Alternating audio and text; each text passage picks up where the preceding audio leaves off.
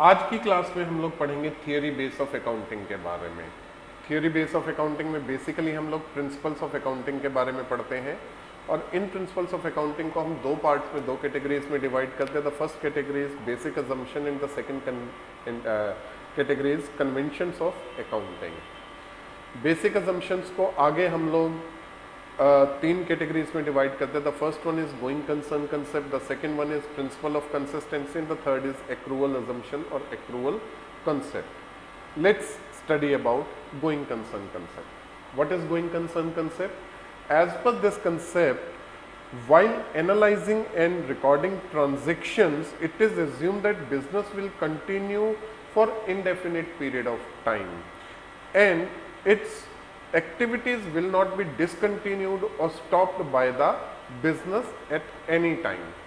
यानी कि जब भी हम बिजनेस में रिकॉर्डिंग ऑफ ट्रांजैक्शन करते हैं, हम ये मान करके चलते हैं कि जो बिजनेस चल रहा है वो लगातार चलता रहेगा और किसी भी आने वाले समय में हम इस बिजनेस की और या इस बिजनेस की एक्टिविटीज़ को बंद नहीं करेंगे और इसे लगातार इसी तरह से चलता रहने देंगे year after year.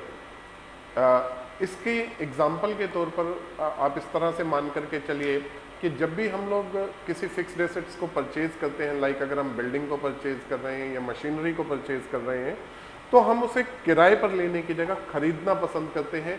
The reason is the same. हम ये मान करके चलते हैं कि आज की खरीदी हुई बिल्डिंग को हम इस बिज़नेस में एक लंबे समय के लिए यूज़ करेंगे, या मशीनरी जो आज हमने परचेज की है अगर उसकी एस्टिमेटेड लाइफ 10 साल है तो कम से कम 10 साल तक तो हम उसे यूज़ करेंगे ही करेंगे और उसको खरीदना पसंद करते हैं बजाय इसके उसे किराए पर लेने के। बिल्कुल इसी तरह से अगर हम कुछ और भी ट्रांजैक्शंस को लेकर के चलें या रिकॉर्डिंग ऑफ ट्रांजैक्शंस की बात करें, तो अकाउंटिंग में जब हम रिकॉर्डिंग ऑफ ट्रांजैक्शन करते हैं तो रिकॉर्डिंग ऑफ ट्रांजैक्शन करते हुए एक बेसिक अजम्पशन दिमाग में ये रखनी होती है कि अकाउंटिंग की रिकॉर्डिंग इस तरह से करनी है कि ये फ्यूचर में किसी समय भी हमारे काम आ सकती है। Like the second assumption is principle of consistency. As the name suggests, what is the meaning of consistency? The same performance, the same adaptation year after year. यानी कि एक बार आपने अकाउंटिंग में रिकॉर्डिंग करने का जो मेथड अडॉप्ट किया है या calculation of a particular kind of thing, आपने जो भी मेथड अडॉप्ट किया है, आपको उस मेथड को कंटिन्यूड रखना होगा ईयर आफ्टर ईयर। जैसे फॉर एग्जांपल डेप्रिसिएशन की कैलकुलेशन करते हुए अगर आपने स्ट्रेट लाइन मेथड का यूज़ किया है पहले साल, तो लगातार कई सालों तक आपको लगातार इसी मेथड का यूज़ करना होगा डेप्रिसिएशन को कैलकुलेट करते हुए। मान लो आपने क्लोजिंग स्टॉक की वैल्यू को कैलकुलेट करने के लिए अगर first in first out FIFO method का यूज़ किया है, तो लगातार आपको हर साल फीफो मेथड का ही यूज़ करना चाहिए। This is principle of consistency. यानी एक बार जो मेथड आपने अडॉप्ट किया है उसी मेथड को आप लगातार अडॉप्ट करेंगे। इसका बेनिफिट ये होता है कि आज आपने इस चीज़ की रिकॉर्डिंग की, पर कल अगर कोई दूसरा अकाउंटेंट इस चीज़ को चेक करना चाहे या कोई दूसरा अकाउंटेंट इसी को आगे कंटिन्यूड करना चाहे, तो उसे समझने में बिल्कुल भी दिक्कत नहीं आती है कि किस मेथड से इसकी रिकॉर्डिंग की गई थी।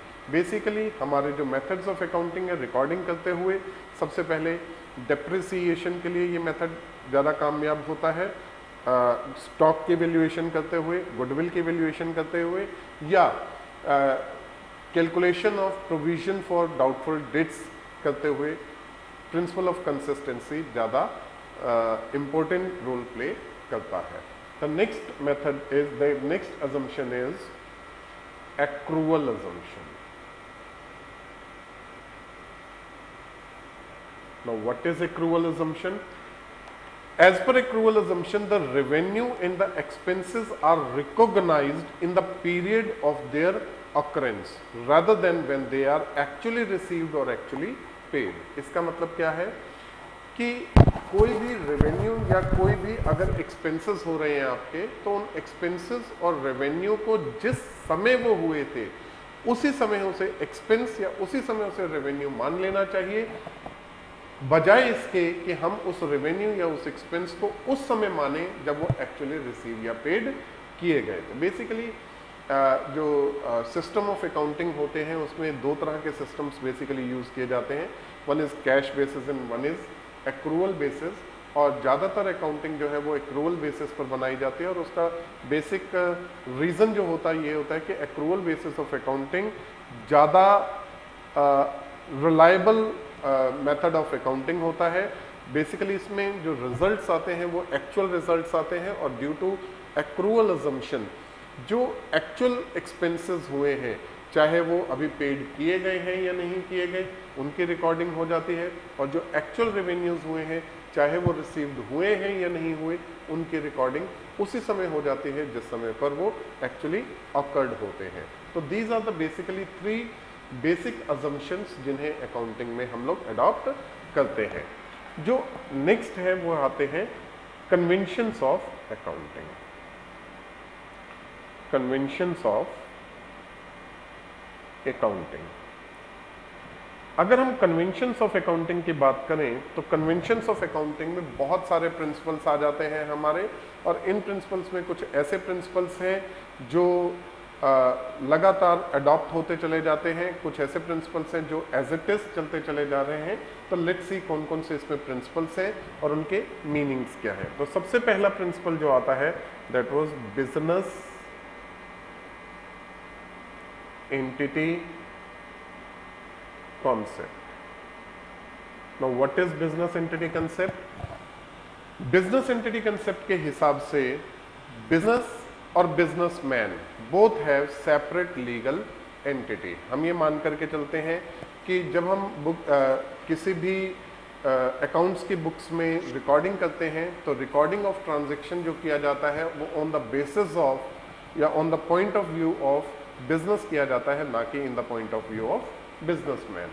हम ये मान करके चलते हैं कि बिजनेस और बिजनेसमैन दो अलग अलग अस्तित्व हैं, और इनमें से जब भी अकाउंटिंग मेंटेन की जाती है तो वो बिजनेस के पॉइंट ऑफ व्यू से किया जाता है, बिजनेसमैन के पॉइंट ऑफ व्यू से नहीं किया जाता। एक एग्जांपल के तौर पर इसको आइडेंटिफाई करना कोई ज़्यादा मुश्किल नहीं होता है। हम एक एग्जांपल लेते हैं, जैसे फॉर एग्जांपल किसी बिजनेस में अगर परचेजेस की जाती हैं तो वो परचेजेस बिजनेस ने किया है या बिजनेसमैन ने किया है, आइडेंटिफाई करना कोई ज़्यादा मुश्किल नहीं है। ऑब्वियसली ये जो परचेजेस की गई हैं ये बिजनेस के पॉइंट ऑफ व्यू से परचेजेस की गई हैं, और हम यहाँ पर रिसीव ऑफ गुड्स को शो करते हैं और पेमेंट ऑफ कैश को रिकॉर्ड करते हैं। लेकिन कुछ ऐसी ट्रांजेक्शन्स भी होती हैं जो म्यूचुअल ट्रांजेक्शन होते हैं, जिनमें बिजनेस और बिजनेसमैन दोनों आपस में एक दूसरे के साथ ट्रांजेक्शन करते हैं। जैसे कि if the businessman invested capital in the business, हम इसे बिजनेस में जब रिकॉर्ड करते हैं तो बिजनेस के पॉइंट ऑफ व्यू से अगर रिकॉर्ड करें तो यहाँ पर there is a receive of cash. अगर बिजनेसमैन के पॉइंट ऑफ व्यू से रिकॉर्ड करें तो this is payment of cash. तो हम ये क्या मान करके चलेंगे, हम जब रिकॉर्डिंग ऑफ ट्रांजेक्शन करेंगे तो किसके अकॉर्डिंगली ट्रांजेक्शन को रिकॉर्ड करेंगे? Obviously as per this concept हम यहाँ पर बिजनेस के पॉइंट ऑफ व्यू से रिकॉर्ड करेंगे, और बिजनेस के पॉइंट ऑफ व्यू से यहाँ पर दो चीजें हो रही हैं। पहला, कैश रिसीव हो रहा है, और दूसरा एक लाइबिलिटी क्रिएट हो रही है अगेंस्ट द बिजनेस। अगर बिजनेसमैन ने बिजनेस में कुछ पैसा इन्वेस्ट किया है तो वो एक कैपिटल इन्वेस्ट कर रहा है जो कि इंटरनल लाइबिलिटी को क्रिएट कर रही है। मैंने आप लोगों को पहले भी बताया था कि लाइबिलिटीज दो तरह की होती हैं, इंटरनल और एक्सटर्नल लाइबिलिटी। तो एक इंटरनल लाइबिलिटी क्रिएट हो रही है। तो यहाँ पर जब हम बिजनेस के पॉइंट ऑफ व्यू से रिकॉर्डिंग करेंगे ट्रांजेक्शन की तो ही हम इसे कैपिटल के तौर पर शो कर सकते हैं, अदरवाइज हम इसे कैपिटल के तौर पर रिकॉर्ड नहीं कर पाएंगे। तो as per this concept only business and businessman both have separate legal entities, और इन्हीं एंटिटीज के हिसाब से जब हम बुक्स में अकाउंटिंग में रिकॉर्डिंग ऑफ ट्रांजेक्शन करते हैं तो रिकॉर्डिंग ऑफ ट्रांजेक्शन करते हुए हम बिजनेस के पॉइंट ऑफ व्यू से रिकॉर्ड करेंगे, ना कि बिजनेसमैन के पॉइंट ऑफ व्यू से। The next assumption is money measurement concept. Now what is money measurement concept? As per this concept, we record only those transactions in the books of accounts which can be measured in terms of money. इस concept के हिसाब से हम business की books में सिर्फ उन्हीं transactions को रिकॉर्ड करते हैं जिन्हें हम मनी में मेजर कर सकते हैं। यानी कि हम सिर्फ फाइनेंशियल ट्रांजैक्शन को ही बुक्स ऑफ अकाउंट्स में रिकॉर्ड करते हैं। वो सभी ट्रांजैक्शन जिसे हम नॉन फाइनेंशियल ट्रांजैक्शंस का नाम देते हैं उन्हें बुक्स ऑफ अकाउंट्स में रिकॉर्ड भी नहीं किया जाता है। एक एग्जाम्पल के तौर पर हम ये मान करके चलते हैं, मैंने पहले भी आप लोगों को ऐसा एक एग्जाम्पल दिया था कि मान लीजिए आप किसी आपकी कोई शॉप है और आपकी शॉप में कुछ कस्टमर्स आ रहे हैं जो कि बहुत सारी आइटम्स आपसे निकलवा रहे हैं। जब तक वो आइटम को सिर्फ देखते चले जा रहे हैं पसंद करने के लिए, तब तक ये सारी की सारी एक्टिविटीज़ नॉन फाइनेंशियल एक्टिविटीज़ होंगी। अगर वो बिना कोई सामान खरीदे आपकी दुकान से चले जाते हैं तो नॉन फाइनेंशियल ट्रांजैक्शन है, नॉन फाइनेंशियल एक्टिविटी है और इसे आप बुक्स ऑफ अकाउंट्स में रिकॉर्ड नहीं करेंगे, चाहे एक दिन में 50 कस्टमर्स ही आकर के इसी तरह से क्यों ना चले जाएं। आप ये तो कह सकते हैं मेरी दुकान में बहुत सारे कस्टमर्स का आना जाना है, लेकिन आप ये कभी भी नहीं कह सकते कि मेरी सेल बहुत ज़्यादा है, क्योंकि आपने अभी तक 1 रुपये का भी माल बेचा नहीं है और आपने कोई भी एंट्री को इसमें रिकॉर्ड नहीं किया है। पर अगर कोई भी कस्टमर आकर के आपकी शॉप से कुछ सामान को परचेज कर लेता है, मान लीजिए जो पहला कस्टमर आया था उसने 50 आइटम्स निकाली और 50 आइटम्स में से 5 आइटम्स उसने खरीद ली। अब आप जब बुक्स ऑफ अकाउंट्स में रिकॉर्डिंग करेंगे तो बुक्स ऑफ अकाउंट्स में रिकॉर्ड करते हो आप सिर्फ वो 5 आइटम्स के बारे में रिकॉर्ड करेंगे, ना कि 50 आइटम्स के बारे में। The reason is the same. As per this concept, we record only those transactions in the books of accounts which can be measured in terms of money. हम सिर्फ उन्हीं ट्रांजेक्शन्स को बुक्स ऑफ अकाउंट्स में record करते हैं जिन्हें हम money की टर्म्स में मेजर कर सकते हैं। अगर किसी ट्रांजेक्शन में कोई मॉनेटरी एक्टिविटी नहीं हो रही है तो वो ट्रांजेक्शन मॉनेटरी ट्रांजेक्शन नहीं कहलाएगी, वो ट्रांजेक्शन फाइनेंशियल ट्रांजेक्शन नहीं कहलाएगी और उस ट्रांजेक्शन को हम बुक्स ऑफ अकाउंट्स में रिकॉर्ड भी नहीं करेंगे। इसी के एग्जाम्पल के तौर पर हम ये मान करके चलते हैं कि किसी भी ट्रांजेक्शन की क्वालिटी चाहे कुछ भी हो, उसकी इम्पोर्टेंस आपके बिजनेस के लिए कुछ भी हो, लेकिन अगर वो ट्रांजेक्शन मॉनेटरी ट्रांजेक्शन नहीं है, जैसे फॉर एग्जांपल आपका एक मैनेजर है आपके बिजनेस में जिसके रहने की वजह से और जिसकी मैनेजमेंट की वजह से आपके बिजनेस में लगातार तरक्की हो रही है, there is a growth in the business, लेकिन अचानक वो मैनेजर किसी दूसरी कंपनी को ज्वाइन करता है और आपकी कंपनी को छोड़ कर चला जाता है, तो it is a setback for the business. एक ह्यूज सेटबैक हो रहा है बिजनेस के लिए, एक बहुत तगड़ा नुकसान हो रहा है बिजनेस के लिए, पर क्योंकि इसकी वजह से कोई भी मॉनेटरी लॉस आपको नहीं हो रहा है, आप इसे बुक्स ऑफ अकाउंट्स में रिकॉर्ड नहीं करेंगे। दैट मीन्स हम सिर्फ उन्हीं ट्रांजेक्शन को बुक्स ऑफ अकाउंट्स में रिकॉर्ड करते हैं जिन ट्रांजेक्शन्स को हम मनी में मेजर कर सकते हैं। Clear? The next is money measurement concept हो चुका है। The next is accounting period concept. What is accounting period concept? जैसा कि मैंने अभी गोइंग कंसर्न कंसेप्ट में बताया था, हम ये मान करके चलते हैं कि हमारा बिजनेस जो है इनडेफिनेट पीरियड ऑफ टाइम के लिए चलता रहेगा, लेकिन बिजनेस लगातार चलने का मतलब क्या है?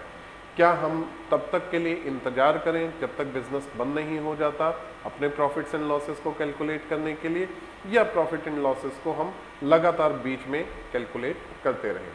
एज पर दिस कंसेप्ट हम उस इनडेफिनिट पीरियड ऑफ टाइम को छोटे छोटे पीरियड्स में डिवाइड कर लेते हैं। लेट्स से वो पीरियड कितना हो सकता है? हम ये मान करके चलते हैं कि हम उस पीरियड को 1 महीने के पीरियड में कन्वर्ट कर लेते हैं, यानी कि हम अकाउंटिंग हर महीने के लिए बनाते हैं। मान लीजिए जनवरी, फरवरी, मार्च, अप्रैल मंथ, हर महीने के लिए हमने अकाउंटिंग अलग तरीके से बनानी स्टार्ट की। अब एक बिजनेसमैन है जो रेन कोट्स तैयार करता है। अब मान लीजिए जनवरी मंथ में वो अपने अकाउंटिंग कर रहा है, तो जनवरी मंथ में वो सिर्फ एक्सपेंसेस की एंट्री कर सकता है। जनवरी मंथ में वो सिर्फ प्रोडक्शन से रिलेटेड, मैन्युफैक्चरिंग एक्सपेंसेस से रिलेटेड, परचेजेस से रिलेटेड एंट्री कर सकता है, पर सेल बहुत ही नॉमिनल सी सेल होगी, बहुत ही कम अमाउंट की सेल होगी, क्योंकि जनवरी मंथ में नॉर्मली रेन कोट्स नहीं बिकते हैं। सिमिलरली इस महीने में उसको नुकसान हो गया। इसी तरीके से उसने फरवरी मंथ की अकाउंटिंग बनाई, फरवरी मंथ में भी उसने अपने आप को लॉसेस शो किए। सिमिलरली मार्च में, अप्रैल में वो लगातार 3-4 महीने लॉसेस दिखाता रहा।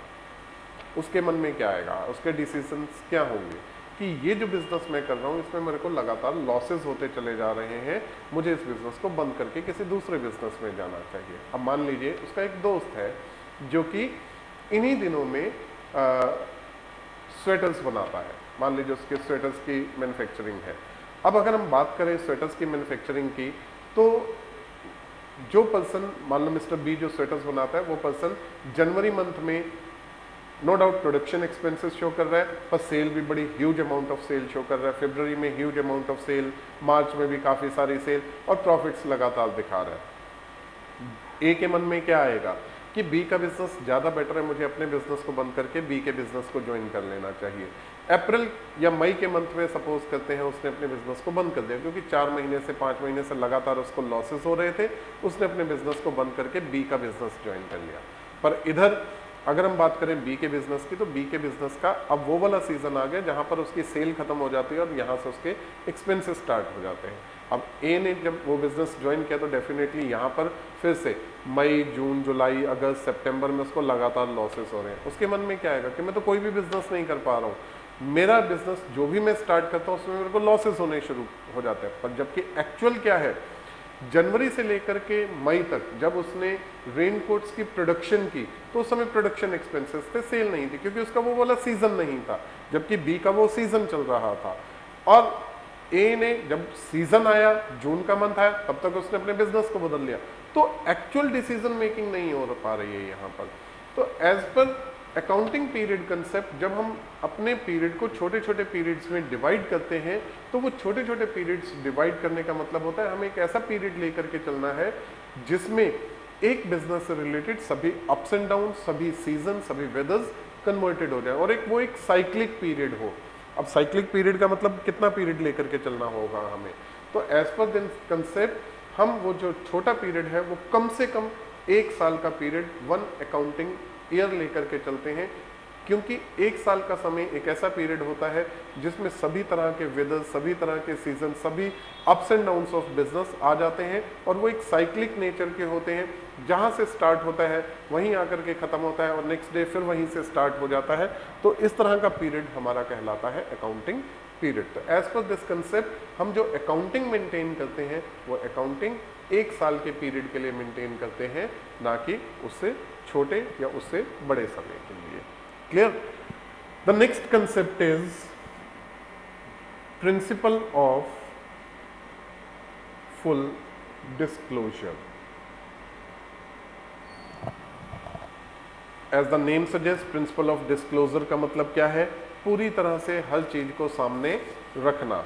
यानी कि अगर कोई भी कंपनी अपने बुक्स में रिकॉर्डिंग कर रही है या कोई भी अकाउंटेंट जब रिकॉर्डिंग ऑफ ट्रांजैक्शंस करता है तो ये मान करके चला जाता है कि आज के दिन में मॉडर्न एज ऑफ अकाउंटिंग में या मॉडर्न एज ऑफ बिजनेस में यूज़र ऑफ अकाउंटिंग इन्फॉर्मेशन सिर्फ ऑनर ही नहीं होता, बल्कि और भी बहुत सारी पार्टीज इन्वॉल्व हो जाती हैं। ऑनर के साथ मैनेजमेंट है, गवर्नमेंट है, क्रेडिटर्स हैं, बैंकर्स हैं, रिसर्चर्स हैं, all those are users of accounting information. और इन यूजर्स ऑफ अकाउंटिंग इन्फॉर्मेशन को रेलिवेंट इन्फॉर्मेशन किसी भी अकाउंटिंग के बारे में तभी मिल पाती है जब वहाँ पर पूरी तरह से हर बात को डिस्क्लोज किया जाए। दैट मीन्स बाकायदा date of transaction, time of transaction, the parties interested in transaction, parties involved in transaction, the amount related to the transaction, if that transaction is based on cash basis or credit basis, हर चीज को पूरी तरह से disclose करना है principle of full disclosure. Clear? The next is principle of materiality. So what is principle of materiality? As per this principle, हम सिर्फ उन्हीं चीज़ों को बुक्स ऑफ अकाउंट्स में रिकॉर्ड करते हैं जो मेटेरियलिस्टिक होती हैं, those which has some relevance in the business। हम उन्हीं ट्रांजेक्शन्स को रिकॉर्ड करते हैं जिन ट्रांजेक्शन्स के जरिए हम कुछ भी डिसीजंस निकाल सकते हैं बिजनेस के। जैसे कि ऐसी बहुत सारी ट्रांजैक्शंस होती हैं हमारे बिजनेस में जिनकी कोई खास रेलेवेंस नहीं होती है, और इसी तरह से ऐसी भी बहुत सारी ट्रांजैक्शंस होती हैं बिजनेस में जिनकी एक ह्यूज रेलेवेंस हो सकती है किसी भी बिजनेस में। जैसे फॉर एग्जांपल, अगर हम परचेज ऑफ गुड्स करने के लिए जा रहे हैं और परचेज ऑफ गुड्स करते हुए हमने 10 लाख रुपए का माल खरीदा, तो इट हैज़ ए रेलेवेंस, क्योंकि एक बड़ा अमाउंट है परचेजेस का। पर इस माल को लाने के लिए हमने ट्रांसपोर्टर को 10,000 रुपये पे किए, तो यहाँ पर 10,000 की भी अपनी एक रेलेवेंस है वहाँ पर लाने के लिए। हमारा माल यहाँ पर पहुँच गया, अब गोडाउन के अंदर उस माल को रखवाने के लिए हमें लेबर की ज़रूरत है, और मान लो हमने किसी भी लेबर को अगर 200 रुपये एक्स्ट्रा पे किए उस माल को अंदर रखवाने के लिए। अब इस 200 रुपये की इतनी इम्पोर्टेंट रेलिवेंस नहीं है जो डिसीजन मेकिंग में हमें हेल्प करे। हम इस अमाउंट को मर्ज कर सकते हैं टोटल ट्रांसपोर्टेशन कॉस्ट के साथ, और टोटल ट्रांसपोर्टेशन कॉस्ट को 10,200 या टोटल परचेजेस के अमाउंट को 10,10,200 रुपये कह करके भी रिकॉर्ड कर सकते हैं। तो देखा जाए तो इनकी अपनी जो रेलिवेंस है या जो मेटेरियलिस्टिक आइटम्स है, हमें बुक्स ऑफ अकाउंट्स में सिर्फ उन्हीं को रिकॉर्ड करना होता है, वो आइटम्स जिन्हें हम नॉन मेटेरियलिस्टिक मान करके चलते हैं, या ऐसी चीज़ें जो डिसीजन मेकिंग में कोई पर्टिकुलर हेल्प हमें नहीं करती हैं, उन चीज़ों को हम बुक्स ऑफ अकाउंट्स में से छोड़ देते हैं। The next is principle of prudence,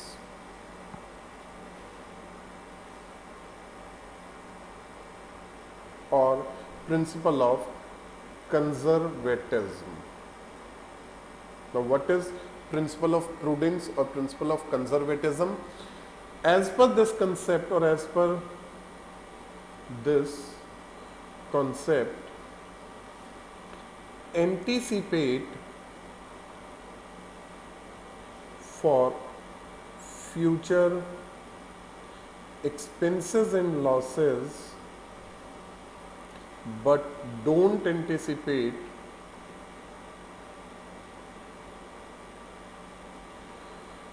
for future gains. यानी कि हमें कंजर्वेटिव होकर के चलना पड़ेगा अकाउंटिंग में। अकाउंटिंग करते हुए एक अकाउंटेंट को इस बात का ध्यान देना होता है कि जब भी वो अकाउंट्स बुक्स ऑफ अकाउंट्स को मेंटेन करे तो इन फ्यूचर में होने वाले एक्सपेंसेस एंड लॉसेस को अभी से रिकॉर्ड कर ले या अभी से मान करके चले, पर इन फ्यूचर में होने वाली इनकम्स को वो यहाँ से छोड़ करके चल सकता है, उसके बारे में कोई भी रिजर्व्स मेंटेन करने की ज़रूरत नहीं होती। इस प्रिंसिपल का basic use provision for doubtful debts को मेंटेन करने में,